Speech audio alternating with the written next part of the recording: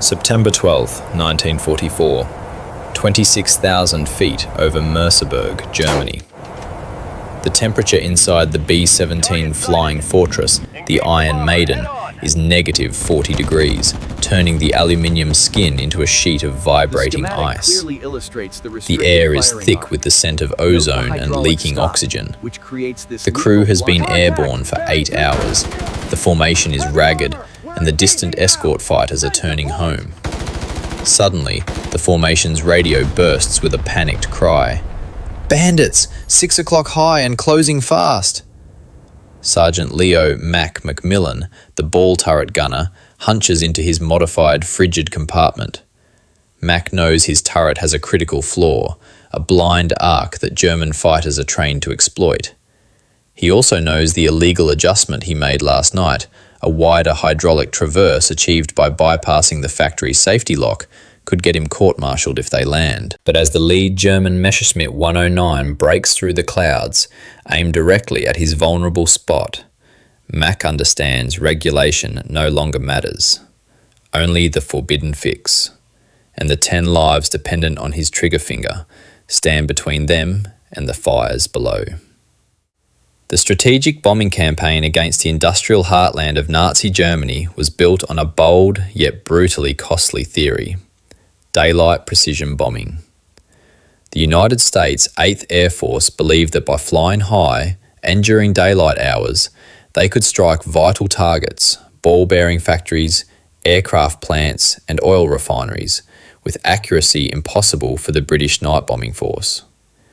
This strategy was intended to cripple the German war machine by systematically removing its means of production. The reality was far bloodier.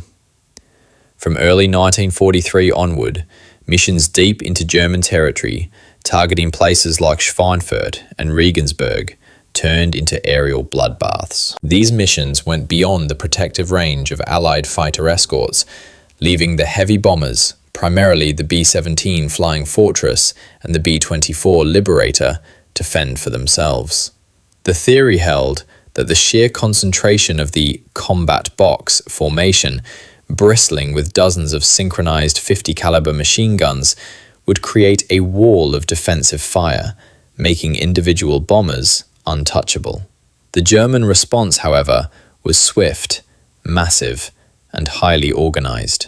The Luftwaffe committed vast numbers of interceptors, including the nimble Messerschmitt Bf 109 and the heavily armed Focke-Wulf FW 190. These German fighter Jagdgeschwader developed coordinated attack patterns, striking not just with cannons and machine guns, but sometimes flying through the formation using air-to-air rockets. The losses were staggering. The casualty rate climbed rapidly, earning the US 8th Air Force the moniker the Butcher's Bill. On the infamous Black Thursday raid on Schweinfurt in October 1943, 60 B-17s carrying 60 crews were lost in a single mission, a nearly 25% loss rate. The strategic necessity remained, but the human cost demanded a more effective and more immediate solution to the bomber's defensive vulnerabilities. The American heavy bomber was conceived as a self-defending fortress, a flying gun platform where quantity of armament would translate directly into survivability. The Boeing B-17 Flying Fortress, for example, carried up to 13 M2 Browning 50 caliber machine guns, covering almost every angle. The consolidated B-24 Liberator was similarly armed. Yet, this formidable array masked critical flaws in defensive coverage. German fighter tacticians were experts at identifying and exploiting these specific vulnerabilities. The structural necessity of the aircraft maintaining pressurization where applicable and allowing the crew to operate created several blind arcs where gunners had restricted fields of fire. Chief among these was the forward attack angle, particularly the high head-on pass, where German fighters could capitalize on their superior closing speed to minimize exposure to American fire. Another critical weakness lay in the lower rear approaches, particularly those near the tail, due to the limited traverse and depression of the tail and belly turrets, which often required restricted movement to avoid shooting off the bomber's own tail section. This reliance on the combat box formation, where bombers flew in tight, interlocking patterns to provide mutual fire support, was the official solution. But when a bomber was damaged by flak or intercepted by a long-range fighter and forced to drop out of the safety of the box, its vulnerability became absolute. A straggler was a dead bomber. The German pilots, trained to hunt the wounded, would swarm these isolated targets, using disciplined attack profiles that drove the bomber into the ground quickly. The sheer volume of fire was not the issue. It was the uncovered sector that dictated the attack. German innovation in aerial combat was a constant threat. Pilots flying the heavily armoured Sturmgruppen Focke-Wulfs were specifically designed to break up the tight formations, ignoring the defensive fire and focusing on a single lethal pass. This cat-and-mouse game between American engineering and German tactical brilliance constantly raised the stakes. The crewmen inside the bombers knew the official manuals could not keep them alive. They knew where the Germans would strike. The pressure was immense, driving resourceful men to find their own solutions, even if those solutions were forbidden by regulation.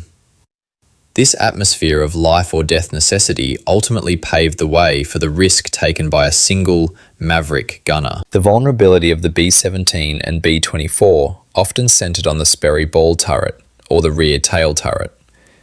In the case of the ball turret, suspended beneath the fuselage, the gunner had an incredible 360-degree horizontal traverse, making it lethal against attacks from below or the sides.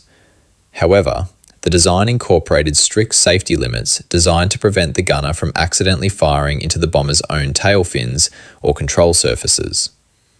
These mechanical stops created narrow, often non-overlapping arcs of fire, particularly when aiming directly forward or slightly upward at the nose. German tactical intelligence was superb. They quickly learned the precise angle and distance at which they could launch a head-on pass or a high-speed breakaway attack from the rear, placing their fighter safely within that non-firing zone. This flaw turned a massive defensive weapon into a predictable weakness. Sergeant Leo MacMillan, our representative gunner, was not just a skilled marksman, he was a resourceful mechanic who spent his off hours poring over the bomber's technical manuals, identifying the exact nature of the ball turret's restriction. The official regulation was ironclad. Modifications to armament or safety systems were strictly forbidden. Mac, however, understood that the factory safety lock, while protecting the aircraft from friendly fire, was simultaneously delivering his crew, 10 men, into the hands of the Luftwaffe. His motivation was raw, primal self-preservation, amplified by the sight of other bombers in his group exploding after being hit exactly where his guns couldn't reach. The risk was severe. If caught, he faced potential court-martial and the end of his flying career. But Mac made the necessary, calculated gamble, prioritizing life over procedure. The German fighter pilots were masters of exploiting the B-17's design flaws. The devastating head-on attack became standard doctrine. The Focke-Wulf FW-190 and Messerschmitt Bf-109, equipped with heavy cannons, would approach the bomber formation at extremely high speeds, closing the gap in mere seconds. This speed minimized the time the American gunners had to react, and provided the fighters with maximum cover as they passed through the B-17's forward blind spot. The pilots of the Jagdgeschwader approached their task with professional detachment, viewing the American formation as a rigid, predictable target set with known weaknesses. Their contempt for the sheer volume of American firepower was tempered by the knowledge that a coordinated attack hitting the precise point where the turret's fields of fire did not overlap, guaranteed a kill. They flew their attack profiles with calculated precision, assuming the American defences would follow the rules dictated by their factory specifications. The illegal modification executed by Sergeant MacMillan focused on a critical aspect of the ball turret's operation: field of depression. The factory-installed hydraulic stops prevented the twin 50-caliber machine guns from traversing to a specific upward angle, particularly important when engaging a fighter attacking from the forward, lower quarter, a preferred German high-speed attack vector. Mac's ingenuity was subtle. He bypassed or physically adjusted the mechanical safety buffer that limited the turret's vertical travel. This provided an extra few degrees of upward depression, an arc that suddenly overlapped with the bomber's forward defensive zone, effectively eliminating the blind spot favored by the Luftwaffe. The modification was undetectable during a standard pre-flight inspection, but was immediately operational, giving the turret an enhanced, crucial, and forbidden field of fire. The act of implementing an unauthorized modification created immediate command conflict within the 8th Air Force. On one side was the absolute necessity of standardization and safety. Regulations were in place to ensure all systems functioned as designed and to prevent catastrophic accidents, such as shooting off the bomber's own tail. Violation of these regulations was a court-martial offense. On the other side was the undeniable reality of combat. The established doctrine, based on factory specifications, was failing, and men were dying. The air crews operated under an intense moral pressure, often resulting in a clandestine "don't ask, don't tell" arrangement, where ground chiefs might tacitly ignore minor, life-saving field modifications implemented by the crew if they didn't officially exist. The survival of the bomber would force commanders to confront this uncomfortable tension between bureaucratic adherence and pragmatic innovation. The illegal modification carried immense moral justification. Mac's action was not one of defiance against authority, but an act of self-preservation for himself and the other 9 crew members aboard the Iron Maiden. He knew the standard turret was inadequate against the coordinated German assault profiles. His choice was stark: adhere to regulations and almost certainly die, or violate regulations and potentially live. This moral framework defined the air war for many crews. The ultimate authority became the brutal, instantaneous law of the German sky.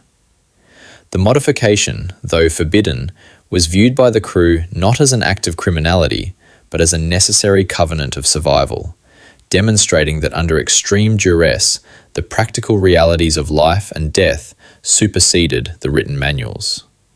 The stage is set. The modified turret is armed, the bomber is isolated, and the German fighters have begun their deadly, coordinated approach, unaware that the rules of the game have just been fundamentally rewritten. The B-17, the Iron Maiden, suffered its crippling blow over the industrial complex of Merseburg. A burst of heavy-caliber flak fire ripped through its inner port engine, forcing Lieutenant Barnes, the pilot, to feather the propeller and drop altitude. The bomber quickly fell away from the protective blanket of the main combat box, becoming a solitary, limping target against the vast, cold expanse of the sky. The radio chatter, a few minutes later, confirmed the inevitable. Bandits orbiting below. Looks like a full staffel. The enemy was coming. Sergeant MacMillan, the ball turret gunner, confirmed his station was operational. The air was frigid and loud, the hydraulic whine of his turret mixing with the damaged engine's vibration. The intelligence estimate was grim. 5 German fighters were preparing a coordinated attack. Mac knew the standard defense was already compromised.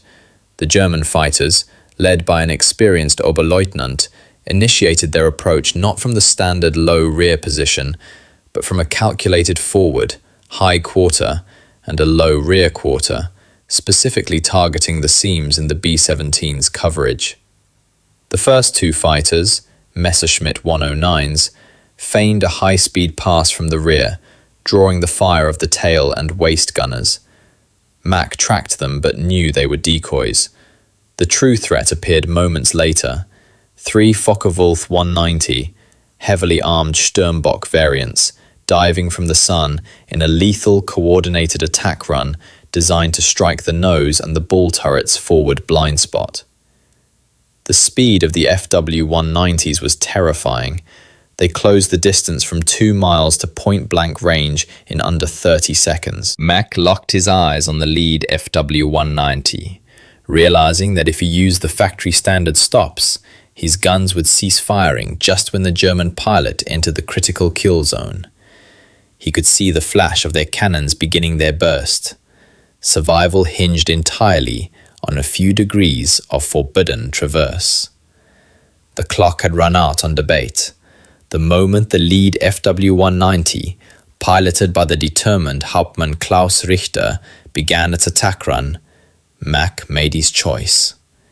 Ignoring the screams of the hydraulics resisting the unauthorized extension, he forced the twin 50 caliber machine guns down, pushing the nose of the turret into the prohibited firing arc.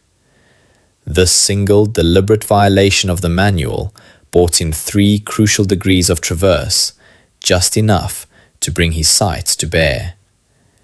The distance was closing rapidly. Mac didn't use short bursts. He held the triggers down. A solid stream of armor-piercing incendiary rounds erupted from the turret. Richter, confident in his established attack profile, expected the B-17's fire to cut out as he entered the blind spot. Instead, the wall of lead continued, heavy and focused. The FW-190, caught completely off guard by the non-standard elevation, absorbed the concentrated fire directly into its nose and engine cowling.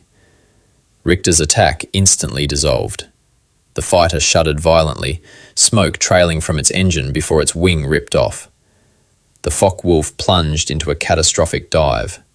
The lead fighter, the linchpin of the coordinated attack, was destroyed at point-blank range by fire it was designed to evade. The loss of Richter shattered the German plan. The remaining 4 FW-190 pilots, executing complex coordinated passes, were now exposed and disoriented. They saw their lead fighter, the anchor of their formation, explode in a space they believed was safe. Mac immediately leveraged the panic. He swung the ball turret, utilizing his newfound freedom of movement to track a second FW-190 attempting to break away. Another searing burst of fire stitched across the fighter's fuselage, knocking out its engine and forcing the German pilot to bail out. A third fighter, realizing the bomber's critical weak point had been eliminated, abandoned the attack and pulled away sharply. The coordinated 5-fighter assault, designed to annihilate the straggler within 60 seconds, had failed spectacularly against a single, illegally modified turret. The battered bomber limped onward. The silence following the roar of the machine guns was deafening, broken only by the vibration of the single remaining healthy engine. Mac, his gloves steaming with frost and sweat, retracted the turret, his heart pounding against the chilled metal. He had violated a direct military regulation, but he had saved his bomber and his crew. His illegal action was the decisive breakthrough, confirming that individual ingenuity could defeat the most refined tactical doctrine. The Iron Maiden successfully returned to its base in England, heavily damaged but intact. The immediate scene on the tarmac was a dramatic mix of relief and procedural scrutiny. The ground crew counted over 200 flak and cannon hits across the airframe, a testament to the brutal engagement. MacMillan's victory was immediately verifiable. 3 confirmed kills and 2 damaged, a truly unprecedented result for a single turret against a coordinated 5-fighter staffel. The crew's debriefing was meticulous. They unanimously credited the survival of the bomber to MacMillan's sustained fire during the critical forward low attack. However, the gunner's success instantly triggered a military investigation into the ball turret's performance anomaly. Maintenance records and the pilot's report quickly revealed the unauthorized hydraulic bypass that granted the extra degrees of depression. MacMillan was initially placed under open arrest pending disciplinary action for violating armament safety regulations. The conflict within the command was palpable. Major General Jimmy Doolittle, leading the 8th Air Force, had consistently encouraged innovation, Yet standardization was the bedrock of military logistics and safety. The official manual was clear. MacMillan was guilty of a Class A violation. However, the weight of the evidence and the crew's testimony proved overwhelming. The after-action report detailing the destruction of the lead FW-190 in the safe zone was undeniable proof that MacMillan's non-standard fire had defeated standard German doctrine. The investigation ultimately ended not with a prison sentence, but with a commendation and a quiet verbal reprimand. The regulation was broken, but 10 lives were saved, and the technical data was invaluable. The official report discreetly noted the extreme necessity and highly effective technical improvisation under enemy fire. Survival had ultimately superseded the regulations. The successful defence of the Iron Maiden and the subsequent investigation into Sergeant MacMillan's illegal fix had a quiet but profound impact on US Army Air Force's bomber doctrine. MacMillan's modification provided irrefutable combat data, confirming that the factory-mandated safety stops created a predictable and lethal blind spot in the B-17's defensive coverage, particularly against coordinated, head-on and high-speed attacks. The immediate consequence was a push to re-engineer defensive systems across the fleet. While initially resisted by manufacturers due to logistics and cost, the concept that gunners needed a wider field of fire, even at marginal risk to the aircraft structure, was ultimately implemented. The illegal modification served as a rapid, combat-tested prototype. Later versions of both the B-17 and B-24 were produced with officially sanctioned modifications that incorporated wider arcs of fire or additional armour plating in the vulnerable sectors identified by MacMillan's experience. This episode underscored the crucial dynamic between field innovation and bureaucratic standardization during wartime. Regulations are necessary for mass production and safety, but individual ingenuity, driven by the immediate necessity of survival, often provides the most effective tactical solutions. The official Air Force structure learned to create mechanisms to quickly evaluate, legitimize, and integrate these crew-level improvements. The story of the illegal turret mod became a quiet legend within the 8th Air Force. It instilled confidence in the gunners, proving that their skills and ingenuity could outmatch the highly specialized tactics of the Luftwaffe. The legacy of MacMillan's action is that of the individual crewman shaping the official design of the machine, confirming that the soldier's experience on the front line is the ultimate proving ground for technological change. The bomber defense system was fundamentally improved not by engineers in a lab, but by a gunner fighting for his life. The successful return of the Iron Maiden confirmed that sometimes breaking the written rules is the only way to establish the future standard of combat. The saga of Sergeant MacMillan and the illegal turret mod is a powerful testament to the tension between regulation and necessity in combat. It confirms that while military doctrine provides the essential framework for mass warfare, true innovation is often forged not in sterile design labs, but in the white-hot crucible of survival. The official system, designed for safety and standardization, had created a lethal blind spot. The German Luftwaffe, with their expert tactical analysis, exploited that weakness relentlessly. The gunner's modification, though a violation of safety manuals, was an act of pure pragmatic ingenuity. It highlighted a fundamental truth. The greatest technical advancement often comes from the individual who is closest to the threat and thus possesses the deepest understanding of the machine's failure points. This incident is more than a story of survival. It is a profound lesson in adaptive technology. The illegal field modification became the blueprint for official factory changes, proving that the human element, the gunner fighting for the lives of his crew, was the ultimate authority on effective bomber defense.